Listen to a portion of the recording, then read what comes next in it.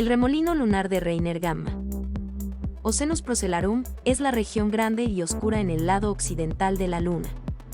El remolino en el cráter Reiner Gamma es un pequeño parche de alto albedo al lado del pequeño cráter llamado Reiner, ubicado justo dentro del borde inferior izquierdo de Procellarum, arriba del cráter Grimaldi y hacia la parte izquierda del prominente cráter Kepler. El remolino está compuesto de basalto lunar antiguo que no se ha oscurecido por la exposición a la radiación solar y los rayos cósmicos, probablemente debido a la protección de un fuerte campo magnético localizado. El remolino tiene una de las anomalías magnéticas más fuertes de la Luna. Con un gran aumento, se puede discernir su forma compleja y arremolinada. Síguenos en nuestro canal de YouTube. Activa las notificaciones y permanece atento a los estrenos. Pasión Astronómica. Tu canal de astronomía.